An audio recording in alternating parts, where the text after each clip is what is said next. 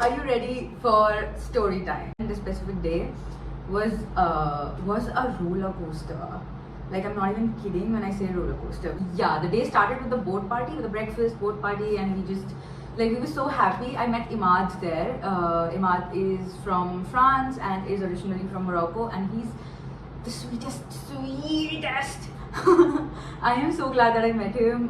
He made Ibiza so much better for me. So when we were leaving the boat party, we were just walking around just randomly. We were going to take a bus, but then I said, let's take a taxi because we're so tired. But then when the taxi arrived, Imad said, let's take a bus. And I was like, okay, because in Ibiza, the prices are like, it would be at least 40 euros for taxi and 2 euros for the bus. The only difference was the taxi would take you there in 30 minutes and the bus would take 2 hours and would drop you at a bus stand and you would have to walk like 11 to 15 minutes from there. We were walking towards the taxi stand and it was literally just the bus stand was 500 meters, or even not even 500 meters. I think it was just 200 meters ahead of us, and we were just walking, we were crossing a road, and we hear this loud screech of a kitten. Where are you? Can you see her? And Imad went in the bushes and he took out the kitten, and it was this small, it was like 4 weeks old kitten.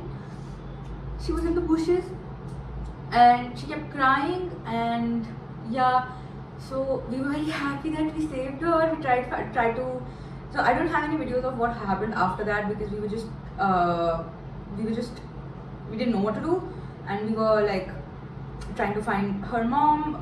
We tried to leave the kitten at the side where there was a parking lot, but she crawled back to us. So we were like, no, we can't leave her here.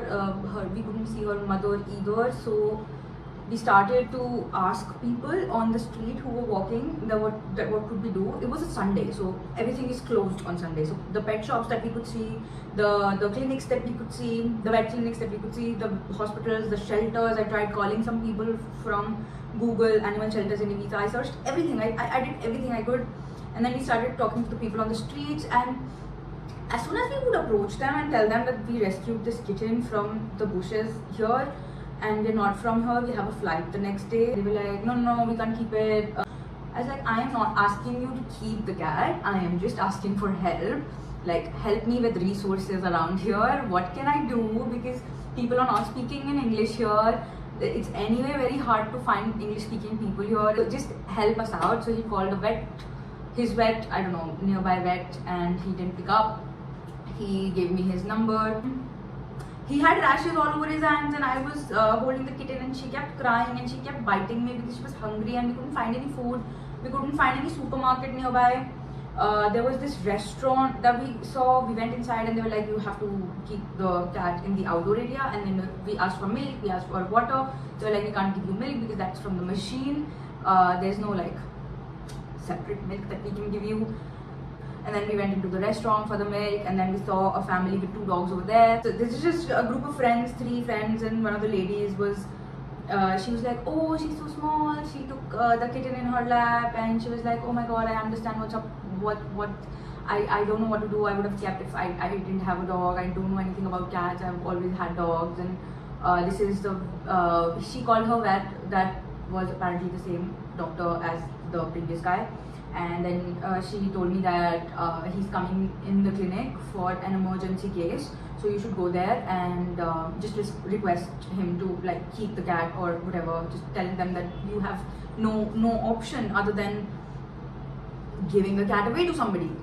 And I was like, yeah, okay. She took me to Imad and I went to the doctor, and we went inside, and they didn't speak English, and it was just Imad and I, and none of us speak Spanish, so like not that fluently at least. And we were talking with the translator, and the vet basically said, we can't take care of all the stray animals in Ibiza. We can't do anything. There's the exit. And I was like, no, but he has rashes. At least give some medicine for Imad's rashes. And they were just like, that's the exit. And they slammed the door on our faces. And it was I think 10 o'clock, and we just had a door slammed on our faces because they didn't want to help a kitten, like a 3-week-old kitten. They gave us like this small milk sachets to give her like in warm water without the feeder. I mean, that cat can't feed on its own, right? So she had to be fed with a feeder, and they didn't care to give us the feeder. And we were just struggling with, I started crying. Let me tell you, I started crying, like tears were not stopping. I was like, I just kept crying and crying, and I was like, what the fuck is wrong with these people? I mean, what the fuck, dude? And there was this another parent there, and he was like, there's this Facebook page, you can try and call them. I would help with the translation and everything. And I was like, you know what? I figured it out. Fuck off. I don't want to help. I was so angry and so pissed that I was crying. I mean, I was not crying because I was sad. I was sad, but I was so fucking angry, so damn angry that I was crying. You know what I mean? Before slamming the door shut on our faces, his assistant said, call the police or whatever, we can't help you. So like literally calling the police was the only thing that was left. Like we had already talked to at least, we had stopped 5 people on the pedestrian, the footpath, and talked to them, and they didn't help. And we went to the clinic, they didn't help. So the police, calling the police was the only option, and I was like crying, I was breaking down. And so I called the police, and I mean, what can a policeman do in a case of, I don't know, animal welfare? As far as India is concerned, I knew that police won't help. So that's why I didn't take that option seriously. But then that was my last resort. So I called the police, and the first thing I asked him was, do you speak English? And I was so angry. I was like, do you speak English? And he's like, yeah, I can try. Go ahead. And I told him that this is the situation, nobody's helping us, we are in this area, everything is closed, what to do, the kitten keeps crying, and I have my flight tomorrow, and I don't know what to do, I can't take her with me because I'm living in a hostel with 5 other people in my room. What the fuck do I do here? And he's like, okay, let me see, I'll transfer the call to somebody who is more appropriate for this kind of situation, and I'll call you back. And that's it, I didn't get a call back. And so Imad and I are just on the footpath in front of the restaurant waiting, not even waiting, trying to feed the kitten with hot water and that milk powder, and she was not drinking it, and I kept trying to like feed her with my little finger, and she kept biting it, and she was just crying like all the time. She was just crying so loud, and I kept crying with her because there was nothing I could do except I couldn't even feed her. She couldn't drink water, she couldn't have food, I couldn't provide her any warmth because we were coming from the boat party and we didn't have any clothes, our towels were wet, our clothes were wet. I couldn't provide her any warmth, and she needed to be warm, and the breeze was cold. And in that moment I was like, okay, let me try one more time. I mean, there is nothing else I can do except talking to the people on the street, and there has to be someone who's kind enough who'd help us, right? Someone who'd be kind enough to see what we are going through and what the cat is going through, and just understand our situation. There has to be someone in Ibiza, right? Like anybody in Ibiza. I only had to find them. So I gave it one last shot, and I saw a group of girls. They were saying their byes to each other, and everybody dispersed. And I just saw one of these girls. She was getting inside her car. She was reversing her car, and I knocked on her window, and I was like, look.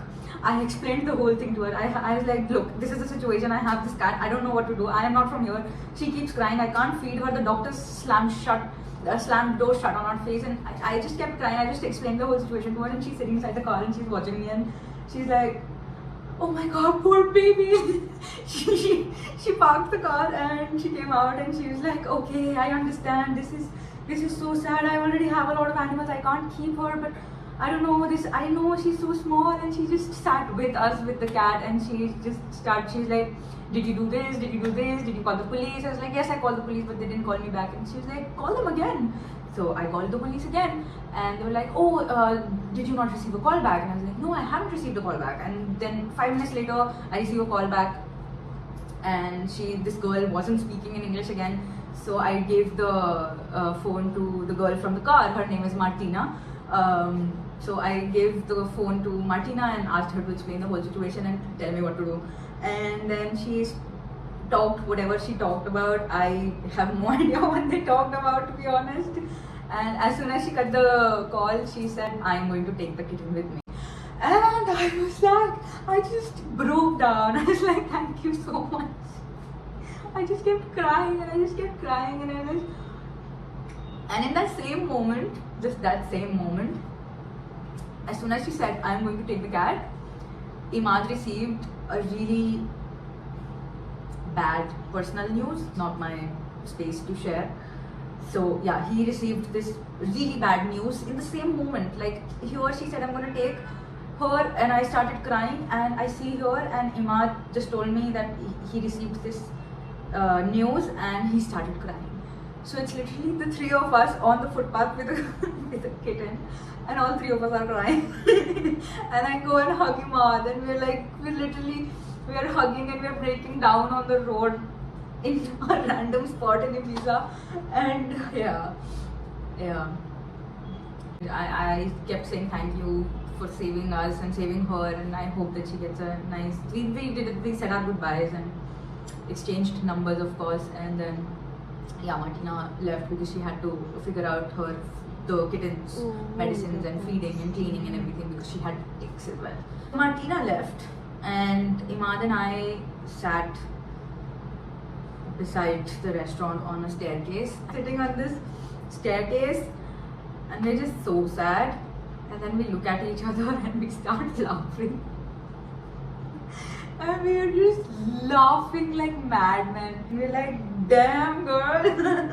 we were looking at pictures from earlier in the morning, and we are like dancing in the boat party, and we're twerking and we're doing all of that. And then we are on the staircase and we're crying our eyes out, and we're like, damn, what a day. And then we walked towards the bus. We sat in the bus, and that was the wrong bus. We sat in the wrong bus, and then we got off whenever it stopped, and then we walked to another bus station, and it took us 2 hours to reach our respective hostel and hotel. I was like so mentally exhausted. And yeah. So about the kitten is now named Karma, and Martina has permanently adopted him. It's a male, and yeah, he's called Karma, and he has a permanent house now. Martina is also coming to India next year, so I hope I'll get to meet her.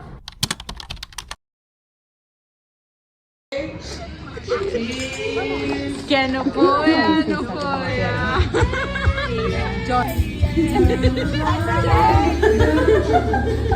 What's going on? Bye. That was like one of the biggest highlights of my trip. Like that day was the craziest day. I jumped in the sea for the first time. I went to a boat party for the first time. I met this crazy ass amazing human being in Imad that day, and then we went through so much in that day. We went through so much together, and and we saw drag queens as well. While walking around Ibiza, we saw drag queens getting their shoot done, and that was great as well. What a day, man. So yeah, that's it for the story time. I just wanted to share this day because it was just a crazy day. I'll never forget this day. I'll never ever forget this day. Bye. I'll see you in my next video. Bye.